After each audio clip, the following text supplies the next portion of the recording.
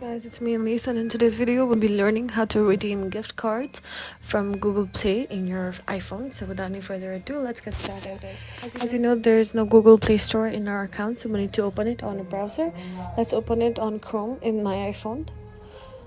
Open Chrome and type in Google Play or play.google.com. Then click on your top right profile button and see if your correct account is logged in or not. Then click on the profile icon again and click on payments and subscription. Then scroll down and go to redeem. Click on redeem, and then this pop-up will show up, and enter your gift card or promo code here. Make sure that you're logged in into the right account using your Gmail. I hope this video helps, and if you have any comments or suggestions, please put it on the drop box below.